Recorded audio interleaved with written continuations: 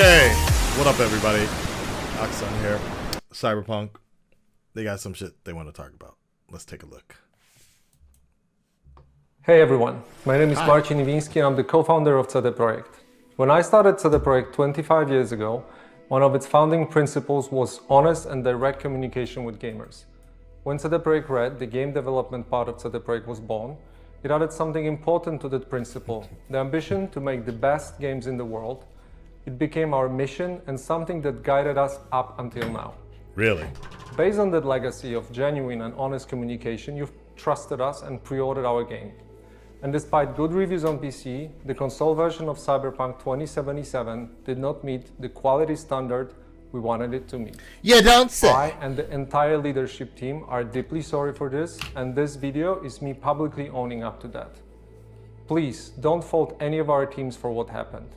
They all are incredibly talented and hardworking.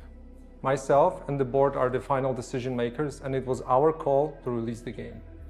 Although, believe me, we never ever intended for anything like this to happen. I assure you that we'll do our best to regain your trust. It's kind of funny that they're playing the best music from the game when the most like deep stuff in the game happens. So it actually makes me like this apology a little bit more, but I digress. Yeah, man.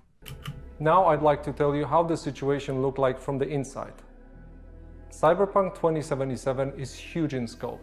And I'm not only talking about quests or things you see at first glance. I'm talking about a multitude of custom objects, interacting systems, and mechanics. In the game, everything is not stretched out over flat terrain where we can make things less taxing hardware-wise, but condensed in one big city and in a relatively loading-free environment. On its own, this is a challenge, but we made it even more difficult for ourselves by wanting to make the game look epic on PCs and then adjusting it to consoles, especially old gens. That was our core assumption. But the problem is, okay, and this is PC guy talking here. The problem is even the highest grade PC out there can barely get it like going. Like I've seen some strength tests on it. Like you can have a superior computer and it still looks it's all right. It's okay. I got a moderate build, and you know, when I'm not streaming, it's pretty good. It's not mind-blowing though. It's not like the trailers were making it out to be. But when I'm streaming, I gotta lower everything down because it's so taxing. But I digress. And things did not look super difficult at first. We knew the hardware gap, yes, but ultimately, I think that time has proven that we've underestimated the task. To give a concrete example, and the main culprit, we had to constantly improve our in-game streaming system for all gen consoles. Streaming is responsible for feeding the engine with what you see on screen, as well as the game mechanics. And since the city is so packed and the disk bandwidth of all gens is what it is, it constantly challenged us. Every change and improvement needed to be tested, and as it turned out, our testing did not show a big part of the issues you experience while playing the game. As we got closer to the final release, we saw significant improvements each and every day, and we really believed we would deliver in the final Day Zero update. Now let's talk about the review process. We started sending our PC review keys in the first days of December. On launch day, December 10th, we hit the ground running with a really good start on PC. While not perfect, it's a version of Cyberpunk we are very proud of. At the same time, we're fighting for quality on all-gen consoles till the very last moment. And every extra day of us working on the Day Zero update brought visible improvement. This is why we started sending console review keys on the 8th of December, which was later than we originally planned. This all happened while working from home with all the challenges resulting from the COVID-related restrictions. A lot of the dynamics we normally take for granted got lost over video calls or email, and we took that hit too. Now I'd like to tell you about our plans for the future and present a path for Cyberpunk 2077 on consoles and PC. We have already released 3 hotfixes improving the game, but that's just the beginning. Our ultimate goal is to fix the bugs and crashes gamers are experiencing across platforms. Please expect bigger and smaller patches on a regular basis. The first update will be dropping within 10 days, and it will be followed by another, more significant one in the following weeks. We will, of course, continue to work on the game in future updates and improvements beyond that. Our big plans for supporting Cyberpunk in the long term did not change. As for the free DLCs, our initial plan was to deliver them just after the release, much like we did with The Witcher 3. We decided to focus on the most important fixes and updates first, and we'll be releasing the DLCs afterwards. Expect more information in the upcoming months. For those of you playing on next-gen consoles in back compatibility, so even the free next-gen update for Xbox Series consoles. Even the DLCs got delayed. But whatever, it's fine. I understand where they're coming from though, so it's fine. Still expect the free next-gen update for Xbox Series consoles and PlayStation 5 arriving in 2021. We are aiming at the second half of the year. I'd like to end this video by assuring you that we treat this entire situation very seriously and are working hard to make it right. The guiding principles of our company are still core to what we do. We still want to make amazing games and have an open communication with you, our players. For now, our immediate focus is to work hard on making sure you enjoy Cyberpunk 2077 regardless of platform. Beyond Cyberpunk, we have many plans for the future, which we'll share more about when we're ready. Thank you for taking the time to watch this video. Sure, you're welcome, buddy. This video was created in English, so only the English version fully reflects our message. Subtitles in other languages were added solely for your convenience. Well, that's nice. Isn't that nice? They do it in English. What other languages did they put it in? I'm kind of curious. What? I don't see anything, buddy. Okay, whatever. Cool. Well, what can I say about Cyberpunk?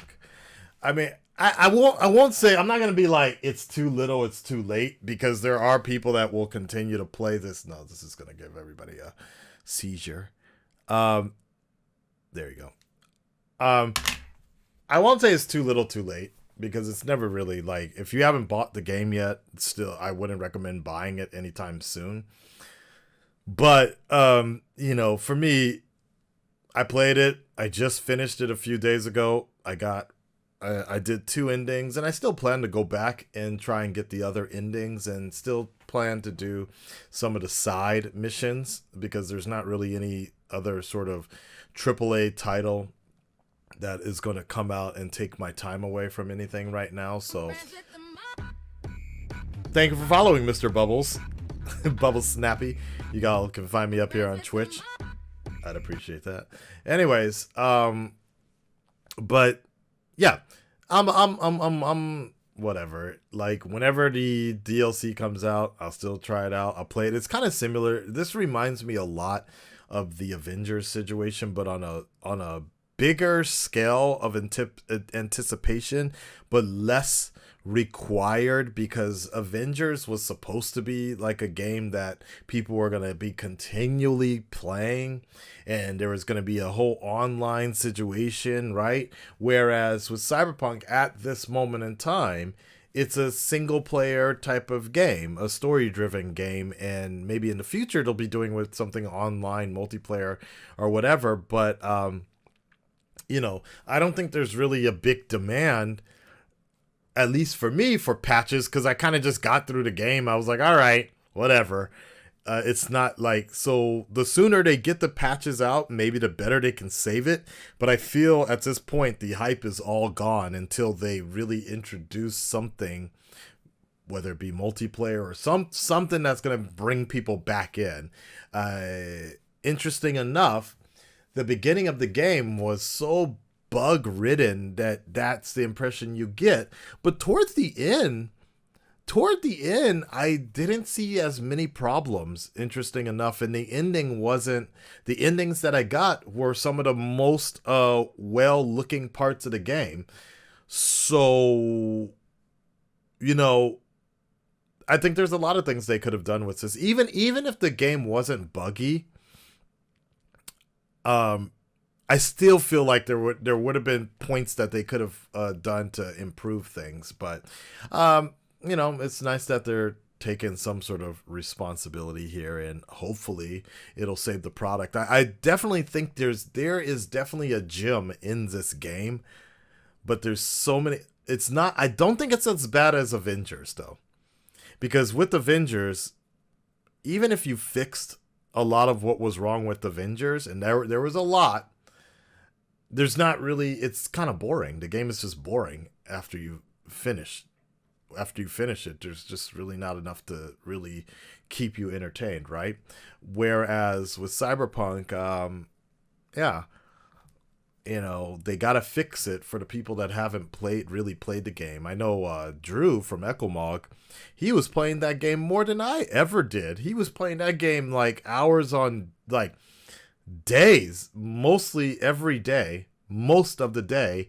And for some reason or whatever, he just put it on hiatus until they fix it, because I guess it bothered him too much, which is crazy because I think I played it. I've put in about 130 something hours into the game, and I kind of looked past it, but I got what I wanted out of the game. So a bunch of fast cars, but not enough fast women. Make more prostitutes. CD Projekt Red, if you do that, you'll have my full endorsement.